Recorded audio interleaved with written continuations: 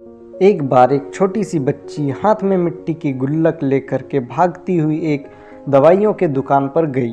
वो काफ़ी देर तक वहाँ पर खड़ी रही, लेकिन दुकानदार का ध्यान उसके तरफ नहीं गया क्योंकि और भी बहुत सारे लोग खड़े हुए थे।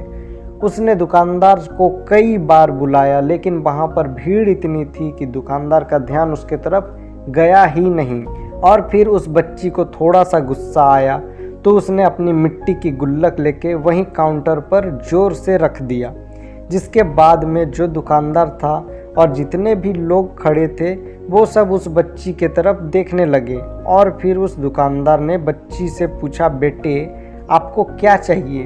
तो वो बड़े ही भोलेपन से बोली कि मुझे एक चमत्कार चाहिए। ये सुनकर के दुकानदार को कुछ समझ नहीं आया, ना ही वहाँ पर जो लोग थे उनको कुछ समझ में आया और सब उसकी तरफ देखने लग गए। फिर दुकानदार ने बोला, बेटा चमत्कार तो यहाँ पर नहीं मिलता है। तो बच्ची को लगा कि वो उनसे झूठ बोल रहा है। तो बच्ची ने कहा कि मेरे गुल्लक में बहुत पैसे हैं, आप बताओ आपको कितने पैसे चाहिए, लेकिन मैं आज यहाँ से चमत्कार लेकर ही जाऊँगी।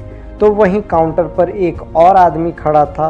उसने उस बच्ची से पूछा कि बेटे क्यों चाहिए तुमको चमत्कार? तब उस बच्ची ने अपनी कहानी बताई कि अभी कुछ दिन पहले मेरे भाई के सर में बहुत तेज दर्द हुआ तो मेरे पापा मम्मी उसको हॉस्पिटल ले गए।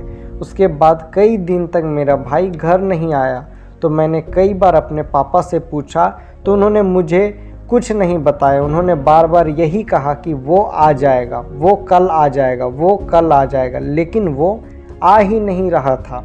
तो मैंने देखा कि मम्मी रो रही है और पापा मम्मी को कह रहे थे कि उसके दवाइयों के लिए और उसके इलाज के लिए जितने पैसे चाहिए उतने मेरे पास में नहीं हैं।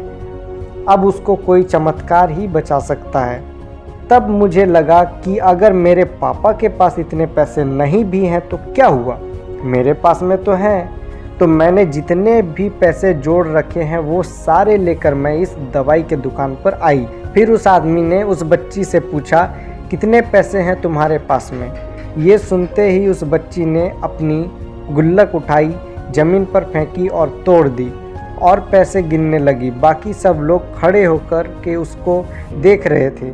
थोड़ी देर बाद उसने सारे पैसे अपने हाथ में इकट्ठे किए और बोली, मेरे पास में पूरे 19 रुपये हैं। वो जो आदमी वहाँ पर खड़ा था वो थोड़ा सा मुस्कुराया और बोला, अरे तुम्हारे पास में तो पूरे पैसे हैं, इतने का ही तो आता है चमत्कार।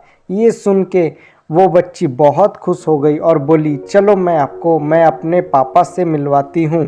बाद में पता लगा कि वो आदमी कोई आम आदमी नहीं था, बल्कि एक बहुत बड़ा न्यूरो सर्जन था और उसने सिर्फ 19 रुपए में उसके भाई की सर्जरी करी और कुछ ही दिन बाद वो ठीक होकर के घर वापस आ गया।